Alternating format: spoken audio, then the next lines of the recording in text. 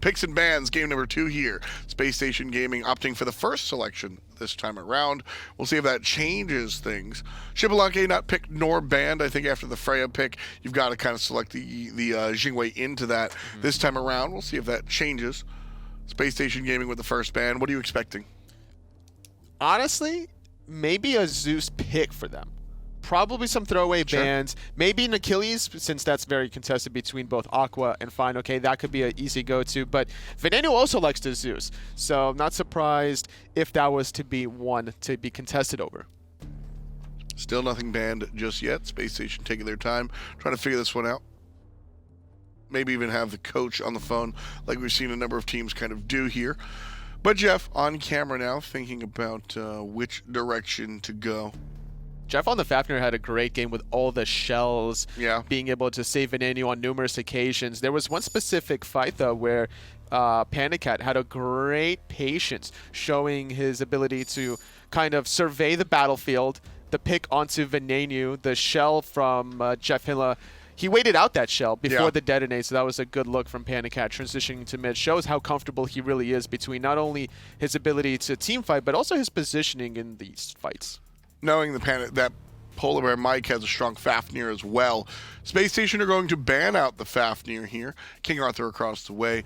The first selection generally has what we see as what we've called kind of throwaway bans in the past, where they're not necessarily top-tier picks, but just stuff you don't want to fight against, because the secondary selection is forced to ban the good stuff, and then that leaves the first pick with perhaps something that they've kind of wanted without banning away some of the stronger choices. I'm kind of curious to see how many games between not banning or picking SMITE there were so far in Season 6, because that was one of them, and I can't remember the last one before the last game. Yeah, I mean, he's the number 2 banned SPL character right now, and so that's a very, very, very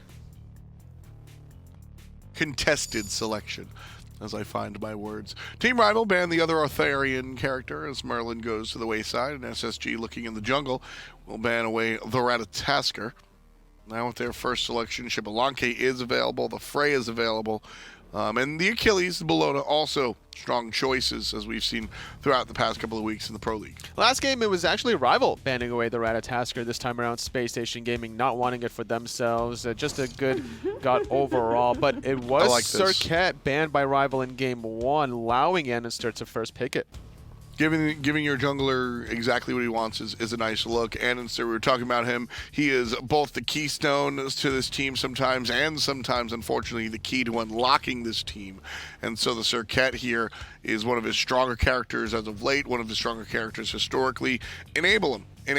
If that's the guy that things depend on, give him a comfort pick. Jeff was saying on the interview, we need to play our lead, and he had a great start on the Fafnir, ganking out Arkkyl, Jing, chasing the agility with the brutalize, but the Serqet probably going to be leaning towards the solo lane this game, as Serqet alongside Nemesis is generally labeled as the tank killers, and that could be one focus point out of Space Station.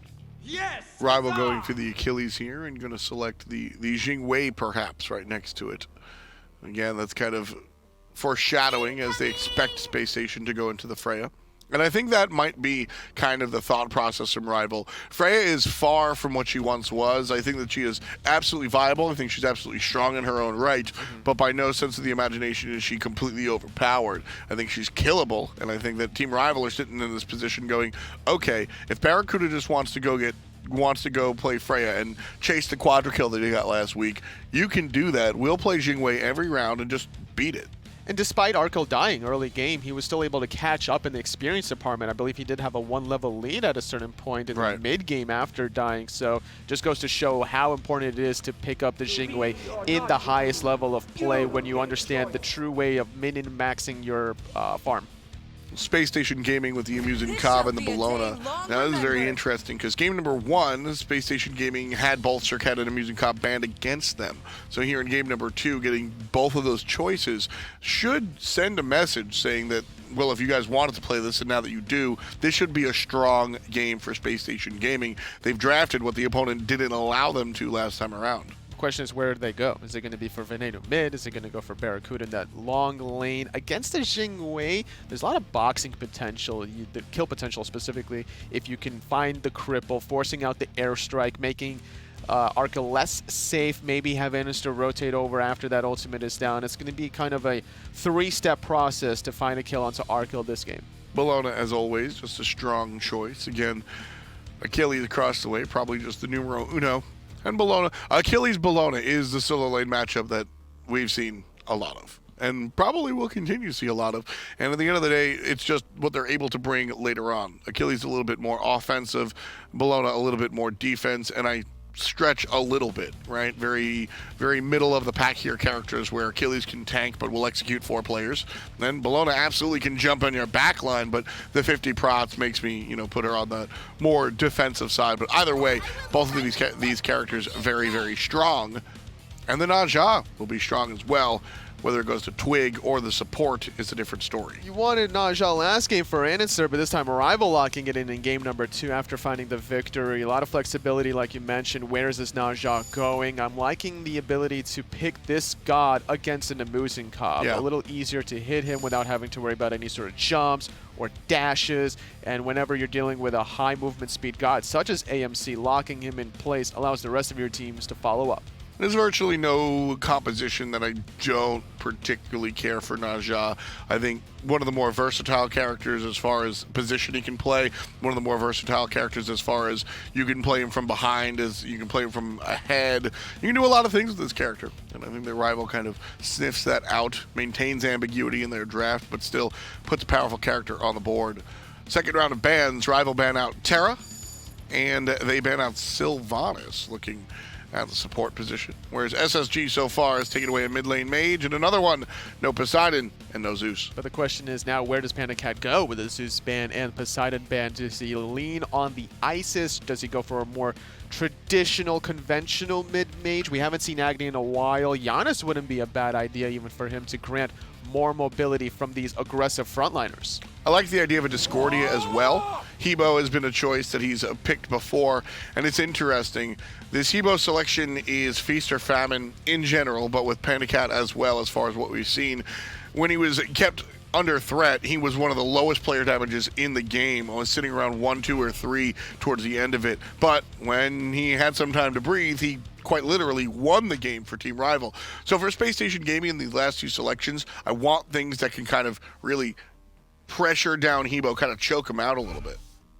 They're going to go for the Ganesha and Yanis, it seems. I was kind of expecting maybe an Odin pick for the cages. That would really mess up Rival's draft thus far, but Odin not very popular recently. Ganesh brings in some teamfight aspects with the Spirit Ball that he kind of throws out there, granting more damage for the Muzen cob. This could be a good objective burning style that SSG is bringing in game 2.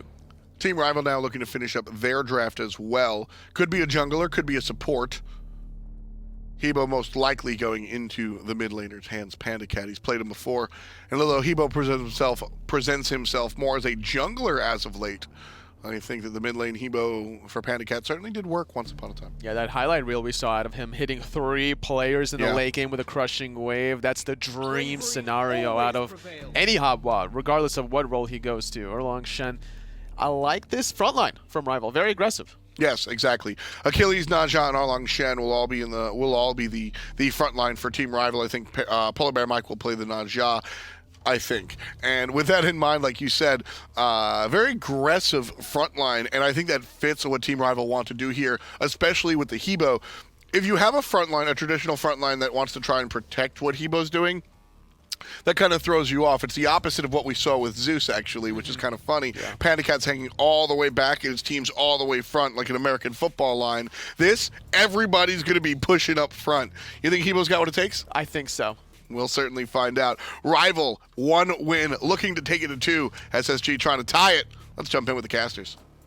Thanks, Tom. Thanks, Toli. Still Finch and Hindu here. And from looking at these two drafts, I want your take on this, Hindu. I think there's a lot of pressure on JeffHindla on this Ganesh, because that could really disrupt this aggressive front line from Rival. And the big key here is we talked about Game 1 and how Game 1 went through, which was they had no AD carry here for Spacestation Gaming. Now they've got AMC. AMC's going to need Peel, but they didn't have Peel last game. They've got Ganesh this game, so you're right. It's a lot of pressure on JeffHindla here, but I'm hoping Andy can get off to a great start again on this Serqet, just like he did on the Fafnir. Maybe with an AMC in the dual lane this time, they can find a pick early on, the same way they did in Game 1. This could be a bit of a different tale, as long as that Fire Giant second one doesn't go the same way, you Exactly. know? If they can get that same kind of start and then just stay connected on that second part, then I think that they're good. But look at this aggression from Rival. There's like 5 of them, but they're only coming down to ward and make sure they know what's going on around that camp, so nothing too wild. I'm not gonna lie though, Finch, I wouldn't be happy if I was, having to face Rival squad here. Like that composition they've got is not nice to deal with. It's filthy, yeah. The consistent slows on this team is just the one thing that screams to me already. You've got Ring Toss and, of course, the Atlas of the Yellow River, which combined together gives one team super mobility and one team is going to be trudging through mud the entire game. Yes, it's just too much damage that Rival has with this composition. And maybe they don't have the same kind of big, easily applied control that like a Guardian would give you, but they've got like bits and pieces everywhere. A stun here, a taunt there, a root there, a knock up here. They have these pieces that if they can connect them together, if they can hit that execution, then it will feel like a tough fight for Space Station, even without that Guardian. Well, the 2v2, not in the dual lane, we're in the solo lane. Here we go. Yeah, that's just how it is nowadays. They're over here fighting over the blue buff. This is aggression from Space Station into Rival's camp, and it looks like it was not quite enough. FineOkay secured the buff for himself, and the Horrific already used by JeffHindla, so a bit of a win for Rival that they're still in good enough shape to stick around. Uh-oh, BaRRaCCuDDa is in a little bit of trouble there, I was going to say, because he's on that ward, but the problem is they both know they're here, and they may still take this fight here, Rival. At least Twig being here alone is stopping the level 1 gank on Arkkyl, which we saw Game 1. Exactly. But the second thing he's doing is also stopping the potential invades. And it looks like that is enough. Twig rotating over.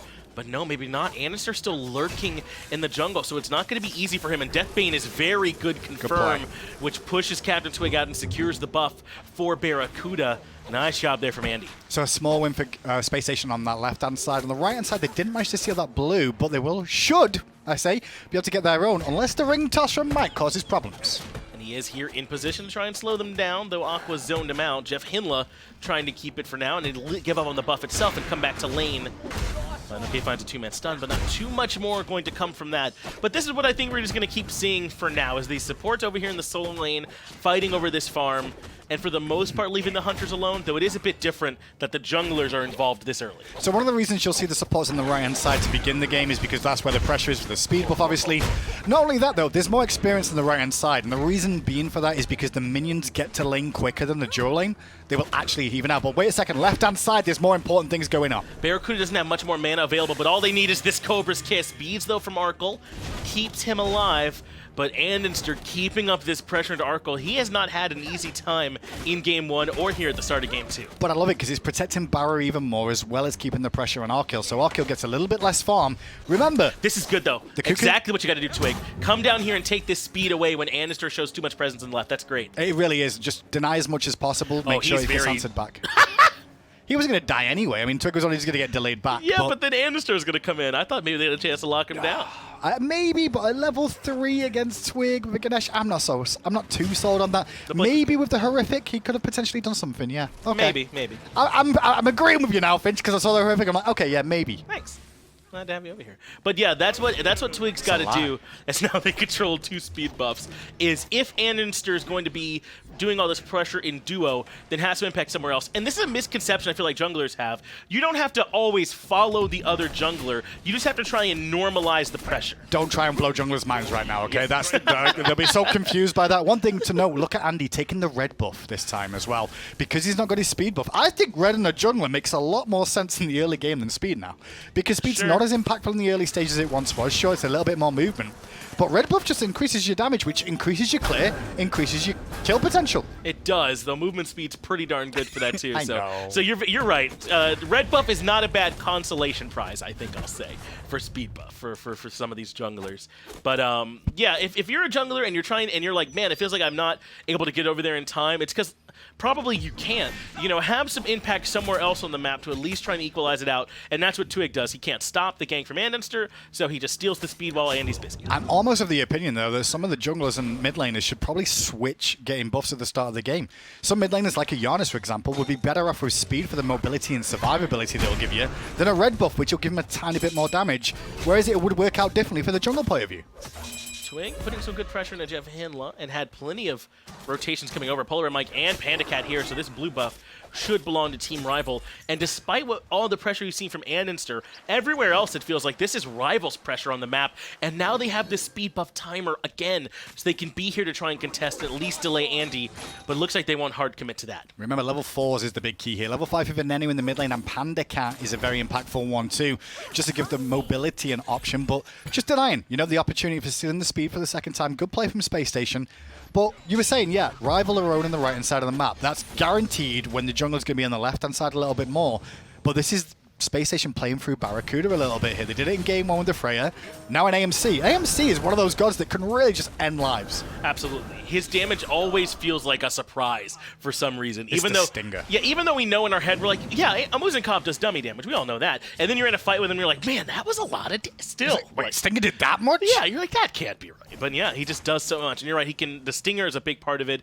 The bees as well. Listen, bees are just OP. He definitely can put a lot of damage into a team fight if he's able to get ahead and if he's able to build to the point where he's got plenty of power to sort of accelerate as well. Can you imagine if there were wasps? It'd be so much worse. Yeah, you think so? Well, bees die when you use the stinger, you know that. Sure. Yeah, if a bee uses it, it stings you, it actually dies for that. You know what? That's no consolation prize to me because I've still been stung. Arkkyl might get stung here as well. Airstrike comes out very early on. I think he's right to do that. It gets him away and keeps his beads up. And that's Arkyl's game. Arkyl's game is to try and kill as many minions as possible and ult whenever he sees a scorpion. Well, now he's got some backup. CaptainTwig and PolarBearMike all here, but a ton of damage goes the way of Twig. Still, though, Serqet can't stick around. Through Spacing Time, though, gets everyone here. BaRRaCCuDDa goes through aggressive and Dharmic Pillars to cut off Arkkyl. He's been isolated by Venenu and the Yanis, and he goes down. First blood for SSG. Great rotation from SSG. And funny enough, I'm actually not against this idea Space Station had there. They took a 3-on-2 situation in the duo because they knew they had the Yanis potentially coming through from mid at any moment. So play through the Yanis a little bit more. The slight gank earlier on against Arkkyl forced his ultimate, which meant he wasn't available to escape the situation after the Yanis ult came through. BaRRa, by the way, using the port was really smart. He just didn't have the mana or cooldowns to find the killing blow. But he was willing to move forward aggressively as Aquarius defends his own blue buff in FineOkay space. Has to use Eagle's Rally to do it, though. It should be A-okay for him unless there's a big gank. Not having that cooldown. But the pressure in duo lane is finally bearing some fruit for Space Station. They find themselves a kill, though because Rival have been stripping away farm everywhere else, this game's still even. It is for now, and it's just going to keep going that way. Just keep an eye on PandaCat, though. Watch the amount of levels he gets, because take into account he was late on the rotation to that fight in the left-hand side. Well, he went Book of Thoth. He's very slow. Well, sure, but also he got more farm because of it, because he stayed for an extra wave or two, so he's got a bit of an experience lead. And Hebo's Hebo, you know, like one team fight where a lot of these characters will be clumped up together, at least the front line will. It's a lot of damage that the front line has to take into account and respect. And he is the only magic damage on this team as well, so it's even harder to itemize into him at an opportune time. This could potentially be scary for Space Station if they let PandaCat just keep free farming. But funny enough, that's why you'll hear sometimes casters won't mention there's only one magical, because it's a Hebo. You know what I mean? Like, it's someone's going to like one-shot people. It's good for Rival. It makes sense for Rival to me, yes. Definitely. Well, sometimes we'll be like, oh, there's only one magical on this team. This is bad. Like, you can just stack physical defense. Sure, you can. But Hebo's Hebo. Yeah. If you get a big-time mage that's going to do a ton of damage in a fight, it can really cause a problem, even if you've only got one of them. CaptainTwig's been really aggressive this set, though, and I like what we've seen from him. He's been willing to go forward. He's been willing to step into the enemy jungle and try and see if he can harass and find some farm, and that's exactly what I think is this team needs from him to do often.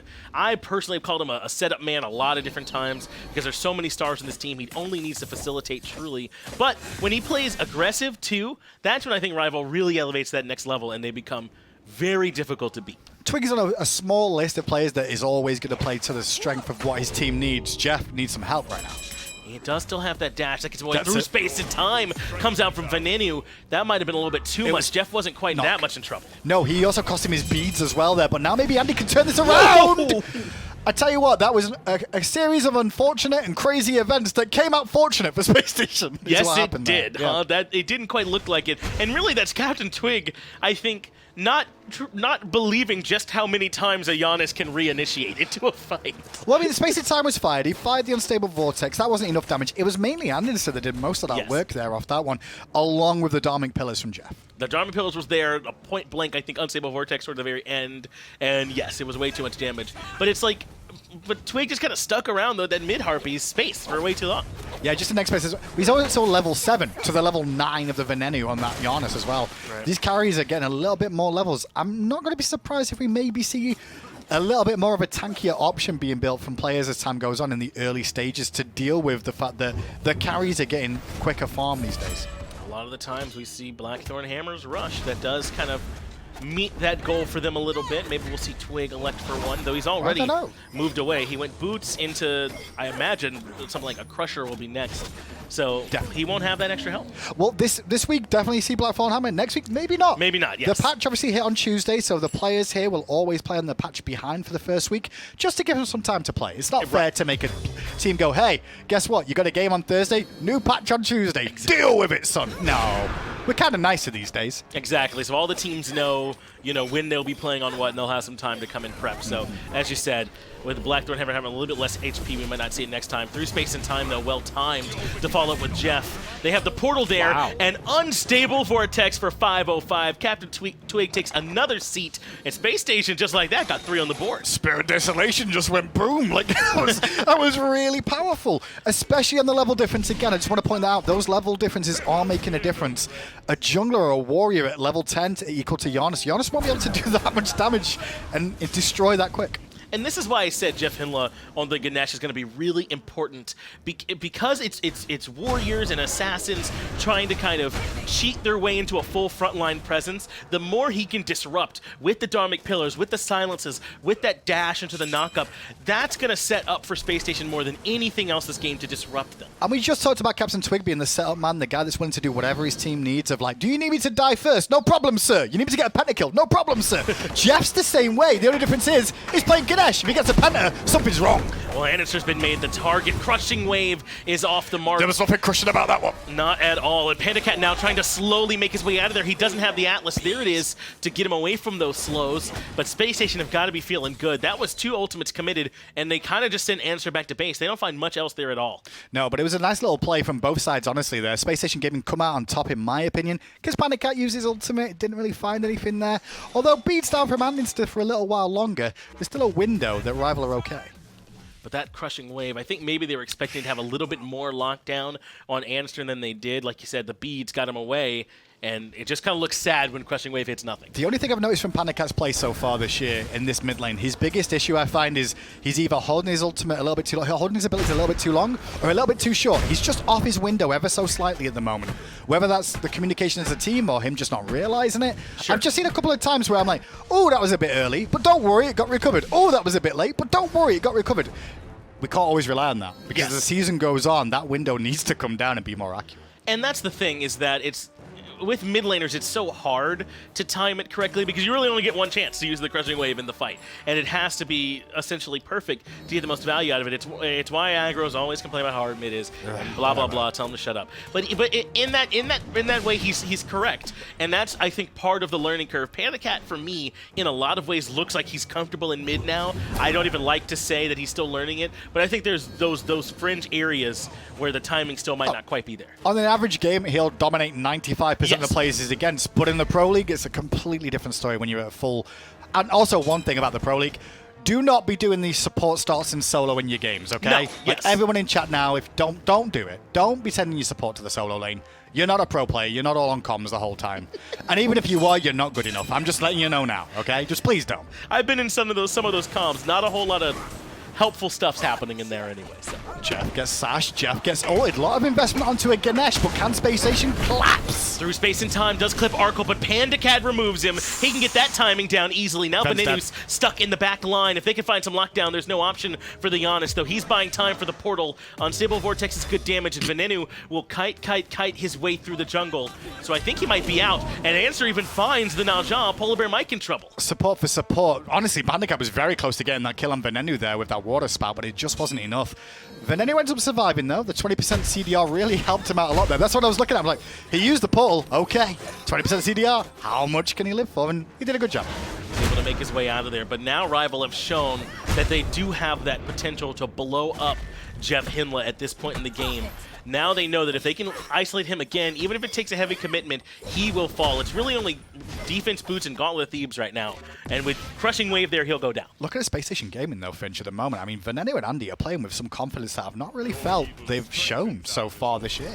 Yes. They really both have a confident streak, and Venenu, like, he's got a bit of a cheeky smile on his face there on the camera. That tells me, like, you know, you get a feeling, you get a sense about players and when you know how they're looking. Like, PandaCat, he missed a Crushing Wave. Now look at him. He's not so happy on the camera either. Exactly. He knows that could have been better as Twig and FineOkay look to bait out Aquarius. He actually does not have the Eagles Rally just yet, so there was some potential. But now they're the ones in trouble. Andinster with the counter. Cobra's Kiss, Deathbane is a lot of damage. Oh, FineOkay, where you going, Aquarius? Read you like a book, sunshine. I read that one 2 years ago in school. That was an insane flick. That flick was good.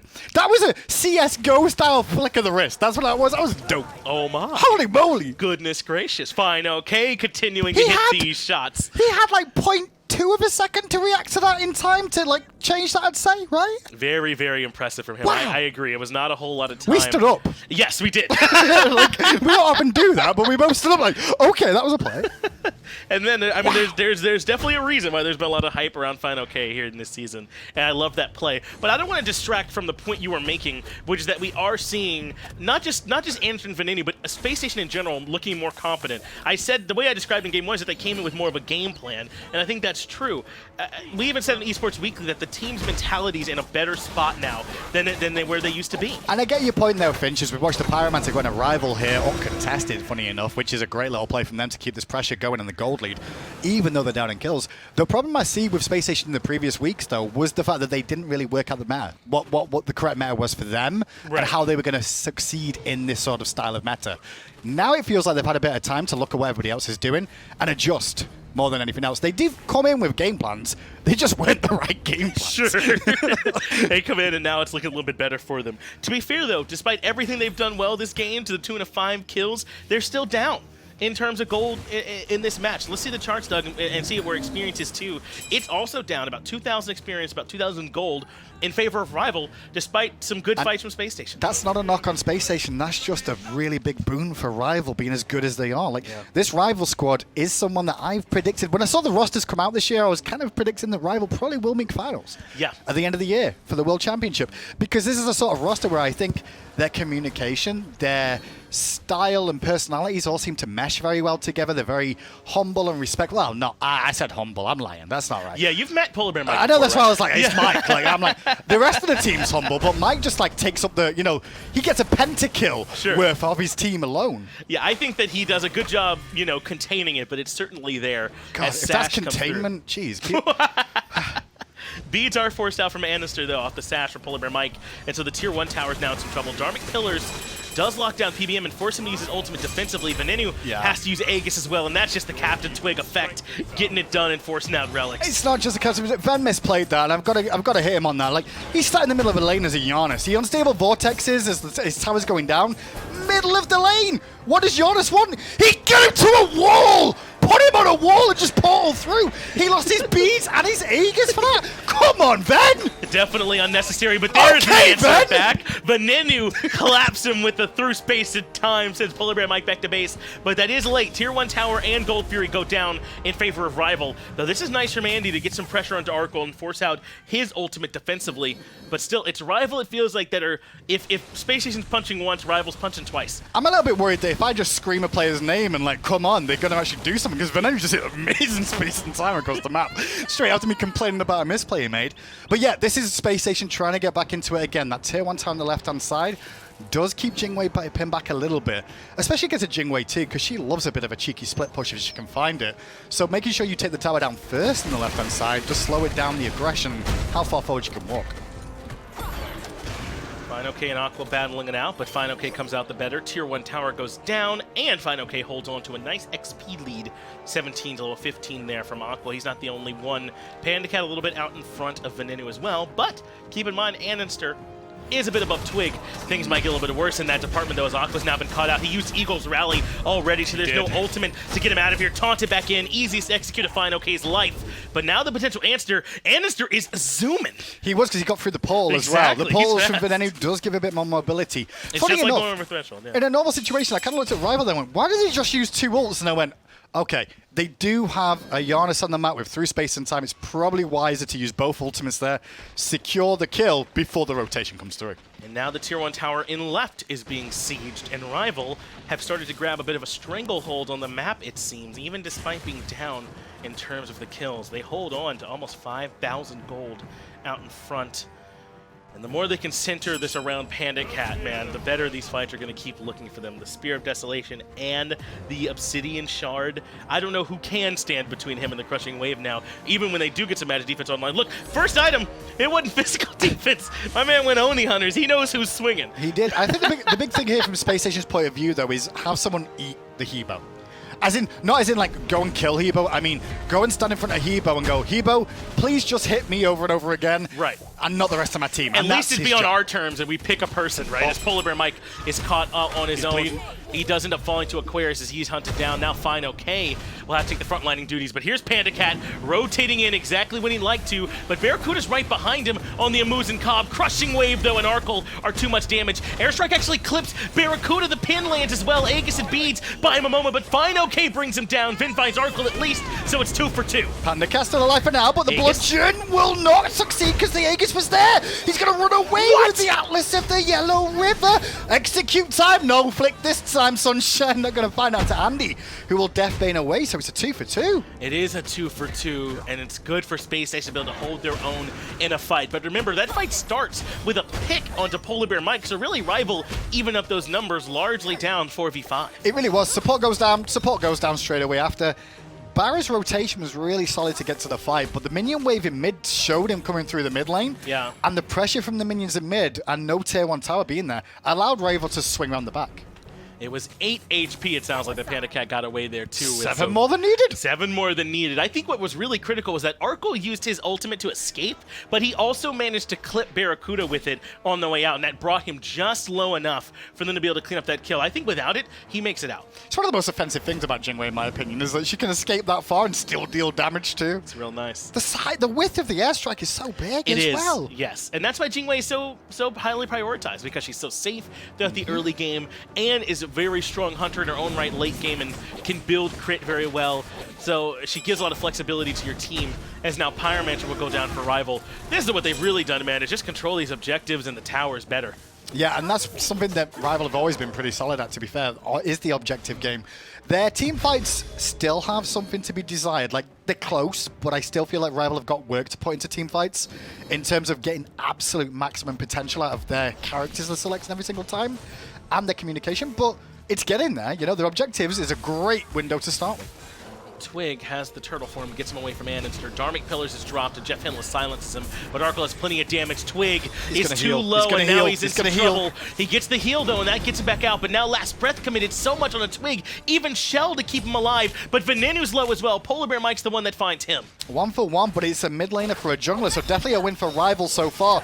All the ultimates now down from Space Station. PandaCat is recalling, but FineOkay's got his ult, so does Arkkyl. And FineOkay can hunt down BaRRaCCuDDa, an easy cleanup for him. They're going to need to try and find one more person, but FineOkay comes right in with the ultimate and starts blocking some bodies. Stun to stop the hammer from Aqua, and no more is going to come from Space Station in this one. In fact, they might be in trouble if they stick around too much longer. Aqua doesn't even have the ultimate to disengage, so the sash comes through, the knockup's there, and Aqua gets a shell from Jeff. It's just not enough. Panda puts him down, even has some water for Jeff. And Jeff's going to end up falling down eventually here, as Mike will rotate on the corner just in case he's required.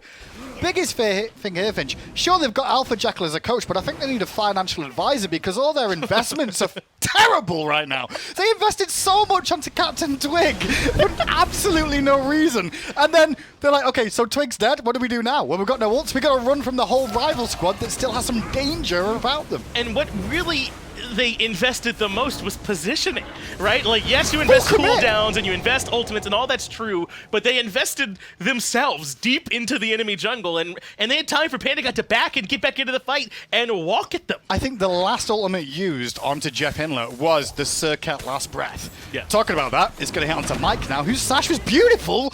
And actually, that portal from Venenu just about saved his life. Ooh-wee. He would certainly have been dead without it as Venenu makes his way back out of there. He'll certainly have to come back to base.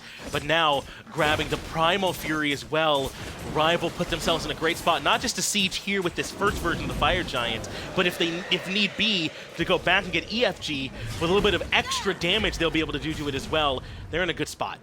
They really are right now, and I think Rival are definitely controlling the game. Sure, wow. Coming into this set, I felt like Spacestation Gaming were going to be behind with how their performances have been. Closest and best performances so far was against Trifecta, which was 3-2, and Trifecta are bottom of the standings still right now. Yes, exactly. So you don't expect too much out of Spacestation coming up against Rival, who have beaten the Knights, for example, yes, and taken Dig to 5 games. You're a little bit concerned that Rival maybe, you know, don't respect Spacestation enough and give Spacestation a window, but Spacestation haven't done enough. Still. No, they haven't. And from talking with Rival, they certainly came in, you know, given this match's due diligence, but they were also confident that they'd be able to grab this win. And so far, they're looking very strong. It's not over yet. Even if they get this win, it's still not over yet. So Spacestation have plenty of time. There have been individual pieces and moments that look good, but they haven't quite been able to stitch it together. I mean, game one, I still say, was their game until they lost that one fight, and then it kind of spiraled out of control. I was still concerned about Sieging. That was still my concern. Even if they get Fire Giant there, they've got Phoenixes to take down with a Freya. It was always going to be a little bit problematic there with that composition design, especially with how hard the Fire Giant is to do now as well. Like, if the game goes on longer, objective control kind of went downhill as time went on. Rival are grouped up and considering this tier 2 tower in mid. A portal aggressively used to block. Wait, was that supposed to happen? Defensively, I don't know either. And so they barely get BaRRaCCuDDa back out through the portal after that ultimate. I don't know how much of that was meant to do. That was not intentional. I think a space and time of Venenu went off, and BaRRa went through it because he was against the wall and he just clipped it.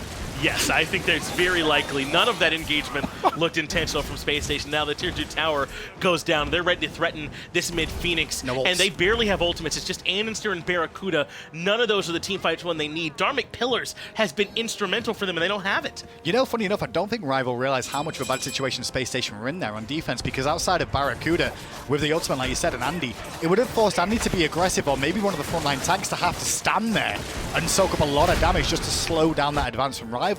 But in the end, Rival take the safer option, so to speak, and just take the tier 2. Yes, and I think they had a window to try and grab a little bit more. And you're right, maybe in all that, they didn't realize that it wasn't quite what Spacestation wanted either. They did still have a lot of those relics, though. So even without the ultimate, Spacestation were safe. Rival play it safe, back up. They've gotten all that gold they want to go spend. Maybe it's even bigger brain plays than I realized, and maybe BaRRa went through that portal to get the Najjar roll onto him, so it wasn't available for the Phoenix Stage. He's a genius. Right. Yeah, and he knew he would be able to get back out. He's laughing because it worked. He was like, stupid Rivals think they can kill an AMC like this. Yeah, they think they're top 2. They didn't even see this play coming. The good news is they've got smiles on their face from SSG's point of view. That's what I want to see more than anything else, is that they're still enjoying it, because there's nothing worse than getting down on yourself time and time again because you're losing games for different varying reasons, because it just continues to snowball the issue. It'll get worse and worse. And makes it just more uncomfortable to be around and try and deal with and get better at. Now the real lead comes in as they're stripping away all the farm from the jungle of Spacestation 2. The red buff going down. They should be able to come through and grab back Harpies and be in position, all for that enhanced Fire Giant. And this is with a bunch of key items being finished. Kin Size and Titan Bane for Arkkyl, Soul Reaver for PandaCat to try and keep him topped off, Mantle and Urchin for Fine. Some of these last few items coming through really spell trouble for SSG. Definitely does indeed, especially with, like you said, the chins there for Arkkyl. It's going to just shred some of that Aquarius frontline survivability, so to speak. Same for JeffHindla, because they're going to get tankier, but shreds percentage health, which is always going to be a problem. Breastplate for PandaCat too. I like this one. It's something we're seeing a little bit more from some of these mages that are worried they'll be the focal point where it gets them cooldown and keeps them alive in the fights. This is, I think, largely for when Aqua is sitting on top of him too to try and help him out a little bit, so I don't mind this in there. It's also, there's not a ridiculous amount of CC for him to have to deal with as well. Most of the CC that Spacestation will have that is her full commit is andinster's ultimate, so to speak, or, you know, maybe you'll get hit by a silence from JeffHindla, which is going to be a bead situation more than anything else. Because Magi's Cloak is one of the go-tos for a lot of the mid lane players when they need it. Breastplate of Valor, however, very useful within situations. Yes, there are definitely some spots where it's good. Fire Giant comes crashing in. PolarBearMike happy to frontline for the team for now and absorb a couple cooldowns. They're pinging out Twig. They certainly know where he's at and that he's lurking in the jungle, so Spacestation won't aggress too far. But it looks like they do want to contest this Fire Giant. They're not okay with falling back to Phoenixes just yet. They want to be out here in the jungle. Definitely a 50-50 Fire Giant as well. Remember, it's going to be an enhanced version on top of that. But wait a second, FineOkay blinking in. Yeah, why take the fight on the Fire Giant if Spacestation come out? Just bring the hurt right to them. JeffHindla in some trouble as well. Venenu has used some portals to cut the fight in half, but it has not slowed down Rival. Arkkyl gets one, Twig finds another, but he's very, very low. He's going to need some help as Blink comes out and andinster finally closes the gap. But that means there's no one there to keep BaRRaCCuDDa alive, and PolarBearMike can just keep right on chasing. He needs some CD, though, to catch him, and he's not going to get it. He needs the CD for his cooldowns to come up for a sash or something, but it's still giving the window for Rival to get to the Phoenix. Andy already used his ultimate, and Andy is trying to slow them down. Does a good job to get BaRRaCCuDDa and Venenu back in the fray and force back Rival. He did indeed buy enough time. That mid-Phoenix is still standing, which it would not have been without andinster coming in there just now. I know it looked like all he did was get blown up, but he pulled their focus from the objective long enough. Sometimes we see that in players, right? And you don't get a chance to because you're just like, oh, he just died. And you're like, what were you doing? Sometimes buying time for your team is very important. And now they'll survive again to live to fight another day. But this might mean that Spacestation can't come out any longer. These Oni Fury waves can absolutely take a Phoenix by themselves if they push, especially a weakened one like that one in mid. So depending on when they're able to clear them, Spacestation might not even be able to come out and contest this time. It should be okay for them though, Finch, because they've got the Yanis. I feel like Yanis is one of those that's always great because you can sit on the defensive side as a Yanis and still, don't worry guys, are they doing Fire Giant? I'll space in time and steal it away. You know, you've always got that little bit of an advantage for yourself to have someone that doesn't have to teleport over to the fight a little bit later. At the same time, they still have a teleport for Aquarius if need be, so it is going to put them on the back foot for now. They don't have ward coverage is the biggest issue, and now Rival has started the Fire Giant, and Spacestation Gaming being very careful about getting picked in the jungle because they can't see what's going on. Stepped up, but they're not even in the actual Fire Giant pit. And I think they've given this one up. They're definitely not going to be able to make it in time to slow this down. Aqua's zoned out by FineOkay, and the Fire Giant goes down. Now Twig and Fawn can do exactly what they want, which is just start harassing. Aqua has been knocked up. He's well below half HP and has to use the ultimate defensively, but he's executed. FineOkay finds kill number 1. It was great work there from Rival just to continue to poke down Aquarius. And now in a 4v5 with Fire Giant around all 5 members of Rival's waist, it's their game to lose. Yep. Absolutely, and Oni waves coming in. These waves that are all right up at the front, I believe, should all be Oni waves this time that they can push with. Exactly, so even if they're here in mid trying to defend, these left and right side Phoenixes are in trouble too. Question is, does Rival even care about the Phoenixes? It won't take them long to bring them down at this point with that Fire Giant on the back, and they've still got the Oni waves. They don't even need them, Finch. They're just going to backdoor the left. Not being that big of a storyline when they can just do it themselves. andinster blinks in through space and time. Actually does a good bit of work from Venenu to bring everyone down quite low, but is it going to be enough? No. andinster has to jump back defensively, and Rival can sustain with the FG. Correct. The FG sustain will be enough, so just walk back in the jungle. Arkkyl use Devour's Gauntlets, heal off the back Harpies, come again another time, and Mike has picked one up and taken him to the sky. He's found himself a target. I think it's BaRRaCCuDDa, PandaCat right there to wash him away when it's over. They find andinster on the backside too. Venenu, JeffHindla, and Aqua have it all to do to try and slow down Team Rival, but 5 members of them pushing in with Fire Giant on all of them. They even still have airstrike available for Arkkyl. Handyman, I think that's it. Spacestation Gaming can't hold on, and Team Rival should be able to come in and grab it, though Maybe. It is getting close. It is getting close. The minions are going to come into play. The Ryan Phoenix going down is good. Yes, finally you are right. It will now go down that Arkkyl has killed JeffHindla and survived. Grab a couple more kills too. A double for Arkkyl to close that match out. 32 minutes, just about the same length as game number 1, and Rival win it again. Now Spacestation have the task of finding 3 in a row if they want to get this set. So what I've seen out of SSG today is their first 15 minutes of the game are actually pretty solid. The first 15 minutes of SSG, probably their best state of the game. After that, that's where things start to fall apart a little bit. I think there's 1 or 2 decisions they can all look back on and go, we should have played that better. BaRRa getting picked in mid as he rotated around. Sure, it was a team fight. they tried to support. Janus getting picked off in the mid lane. Those are small incidental things that still had a knock-on effect as the game went on. That's right. It's very difficult, I think, just to make sure that you're prepping for those kind of moments more and more, because they're all so different and varied, and you have to be able to communicate so effectively. Hold on to that early game, that early to mid game, and try and get a little bit better towards the end of the mid game and late. But you were saying, I think, it was the red buff invade, where they went for the red buff and to the fire CaptainTwig. That's when they lost the game, in my opinion. That was bad. Yeah. That fight lost them the game overall. So much investment. They have decisions. The Space Station followed through with it, like, okay, we're going to try and pick CaptainTwig here. Use all the ultimates. They do get him. But the cost was just too great, and it turned the game around. It absolutely did. You're right. They very much committed in to make sure CaptainTwig died, and they got him in the end, I believe. So at least they got that, but it just did not end up being quite worth it for them. So now Space Station have their backs against the wall, and Rival just continue, man, to look very, very clean to me in this set. I've been real impressed with them. Definitely, I think Rival have just been playing Rival's way, and it's a new way because it's a new rival, but they're finding this synergy and this confidence in themselves. It's great to see. It absolutely is. We still have at least one more game, but potentially 3 more. Space Station can turn things around. Hinduman doesn't believe it. What about those guys maybe out there one on the desk? What do you guys think?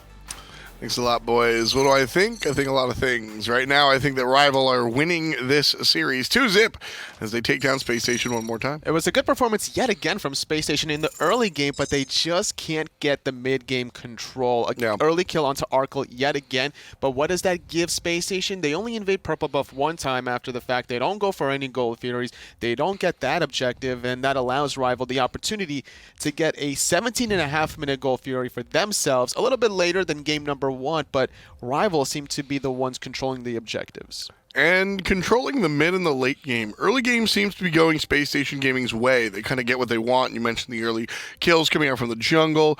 I think a lot of that is positive for Space Station and kind of what they're looking for here. But as far as the rest of the game is concerned, I don't see the same level of execution. Rival are able to take it right back. That's right. Andinster is doing a good job ganking out Arkkyl, ganking out CaptainTwig that doesn't have purification beads. There was 2 early deaths onto Twig, and that second death was actually very difficult to lock him down, knowing that he had to kind of split up the damage. And this play by FineOkay, I don't know if that was a reaction play or if that was just him knowing Aqua was going to go, but regardless, that was sick. Yeah, it was insane, and that's what we're used to, man. 20 KDA, that's not a typo, folks. He's been out of control, and he continues to do so. The Achilles has been a power pick for him, and I mean, that's the thing, is that you can point to him and say, well, yeah, he plays Achilles every game. He was doing it on the Serqet solo, so I think he can kind of do whatever he wants, and right now what he wants to do is win. And Team Rival certainly taking advantage of their solo lane monstrosity and performing very well. That's right. This is when already the game was over after getting the second Fire Giant Rival chase down the rest of Space Station using the carpet from Habwa. And it was kind of a battle of mobility between these mages. 3-0-8 for PandaCat. Venenu at 4-1-4. His only death from Venenu was the very important fight that Space Station took around Rival's red buff. Yeah, that was probably the beginning of the end. Yeah, that fight specifically was a good idea from Space Station. I love it considering that there was a small window that they had where it was a 5-on-3. PandaCat and FineOkay weren't present in that fight to start it off. PandaCat got there 5 seconds late, FineOkay about 15 seconds late, but there was too much of an investment onto CaptainTwig. Took way too long to kill him. Eventually, andinster had to commit the last breath just to find that kill, and then there was no gas left in the tank for Space Station. They lose Venenu early in that fight, and without their transportation mobile to get out of the fight, PandaCat's carpet allows the rest of Rival to chase everyone else down. Rival get 4 kills, get their first Fire Giant of the game. Venenu's through time and space being the APC that you're talking about, of course. The transportation mobile able to get everybody sort of out of danger. If you kill him, yeah, well, the eject button's gone. And it's not just through space and time, because that was used offensively, but even the threshold is enough to get your team out of danger, because it was, like I mentioned, a great offensive play. It just didn't execute the way they kind of wanted to. One of the positive things for Space Station that I definitely noticed was their ability to punish was really strong. So if you're looking into game number 3 and wanting SSG to turn things around, I think it's more about the punish than the initiation. Every time what we see is the early game goes their direction, and then they perhaps pick a fight that they shouldn't have around red buff, or commit a little too hard, or perhaps a little too softly. I think what would be interesting to watch Space Station do is play reactively in that mid game, because they're able to punish the players out of position. They're able to punish poor decision making really well. But it seems like whenever they take the reins themselves totally, then they kind of falter. See, the problem is even though they are in such a great position to find these picks, specifically onto PBM in game number 1, around those right mid camps, or even onto CaptainTwig in the mid lane, they've invested their ultimates that they don't have it to do the goal fearing. They're afraid to take these 5-on-4 fights that early on. So maybe if they can find these windows of opportunity to actually get the objectives, they can still maintain complete control in that mid game. That's a big thing that we're missing here. Is the stuff after the stuff. Yeah. The team fights are looking almost fantastic, and the problem is either they lose somebody at the end, they're not able to convert towards the finish line, or just, sweet, you got 3 kills. What are you going to do about it?